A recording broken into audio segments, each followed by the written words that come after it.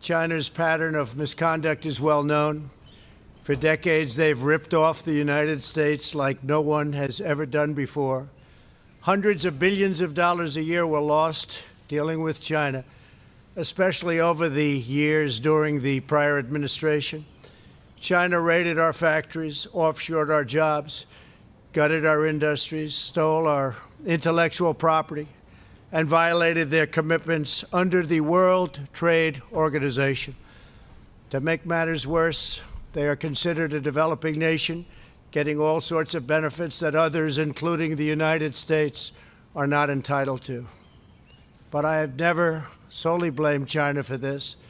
They were able to get away with the theft like no one was able to get away with before because of past politicians and, frankly, past presidents. But unlike those who came before, my administration negotiated and fought for what was right. It's called fair and reciprocal treatment. China has also unlawfully claimed territory in the Pacific Ocean, threatening freedom of navigation and international trade. And they broke their word to the world on ensuring the autonomy of Hong Kong. The United States wants an open and constructive relationship with China, but achieving that relationship requires us to vigorously defend our national interests. The Chinese government has continually violated its promises to us and so many other nations. These plain facts cannot be overlooked or swept aside. The world is now suffering as a result of the malfeasance of the Chinese government. China's cover-up of the Wuhan virus allowed the disease to spread all over the world, instigating a global pandemic that has cost more than 100,000 American lives and over 1 million lives worldwide. Chinese officials ignored their reporting obligations to the World Health Organization and pressured the World Health Organization to mislead the world when the virus was first discovered by Chinese authorities. Countless lives have been taken and profound economic hardship has been inflicted all around the globe. They strongly recommended against me doing the early ban from China, but I did it anyway and was proven to be 100% correct. China has total control over the World Health Organization, despite only paying $40 million per year compared to what the United States has been paying, which is approximately $450 million a year. We have detailed the reforms that it must make and engage with them directly, but they have refused to act. Because they have failed to make the requested and greatly needed reforms, we will be today terminating our relationship with the World Health Organization and redirecting those funds to other worldwide and deserving urgent global public health needs. The world needs answers from China on the virus. We must have transparency. Why is it that China shut off infected people from Wuhan to all other parts of China? It went nowhere else. It didn't go to Beijing. It went nowhere else. But they allowed them to freely travel throughout the world, including Europe and the United States. The death and destruction caused by this is incalculable. We must have answers, not only for us, but for the rest of the world. This pandemic has underscored the crucial importance of building up America's economic independence, reshoring our critical supply chains, and protecting America's scientific and technological advances. For years, the government of China has conducted illicit espionage to steal our industrial secrets, of which there are many.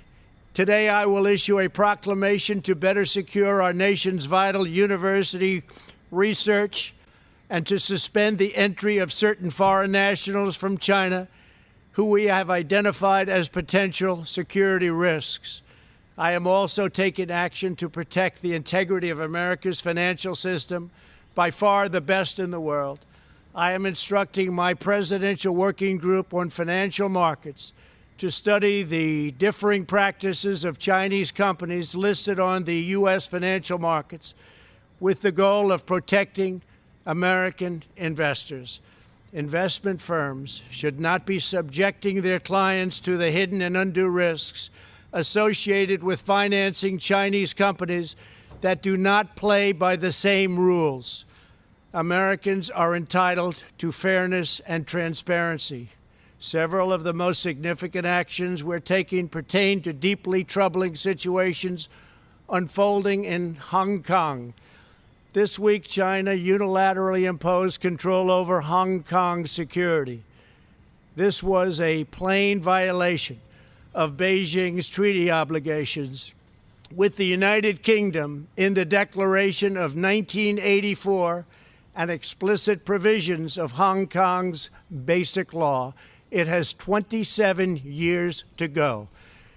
The Chinese government's move against Hong Kong is the latest in a series of measures that are diminishing the city's long-standing and very proud status. This is a tragedy for the people of Hong Kong, the people of China, and indeed the people of the world. China claims it is protecting national security. But the truth is that Hong Kong was secure and prosperous as a free society. Beijing's decision reverses all of that. It extends the reach of China's invasive state security apparatus into what was formerly a bastion of liberty. China's latest incursion, along with other recent developments that degraded the territory's freedoms, makes clear that Hong Kong is no longer sufficiently autonomous to warrant the special treatment that we have afforded the territory since the handover. China has replaced its promised formula of one country, two systems with one country, one system. Therefore, I am directing my administration to begin the process of eliminating policy exemptions that give Hong Kong different and special treatment. My announcement today will affect the full range of agreements we have with Hong Kong, from our extradition treaty to our export controls on dual-use technologies and more, with few exceptions. We will be revising the State Department's travel advisory for Hong Kong to reflect the increased danger of surveillance and punishment by the Chinese state security apparatus. We will take action to revoke Hong Kong's preferential treatment as a separate customs and travel territory from the rest of China. The United States will also take necessary steps to sanction PRC and Hong Kong officials directly or indirectly involved in eroding Hong Kong's autonomy and just, if you take a look, absolutely smothering Hong Kong's freedom. Our actions will be strong. Our actions will be meaningful. More than 2 decades ago, on a rainy night in 1997, British soldiers lowered the Union flag and Chinese soldiers raised the Chinese flag in Hong Kong. The people of Hong Kong felt simultaneously proud of their Chinese heritage and their unique Hong Kong identity. The people of Hong Kong hoped that in the years and decades to come, China would increasingly come to resemble its most radiant and dynamic city. The rest of the world was electrified by a sense of optimism that Hong Kong was a glimpse into China's future, not that Hong Kong would grow into a reflection of China's past. In every decision, I will continue to proudly defend and protect the workers, families, and citizens of the United States of America. Thank you very much. Thank you.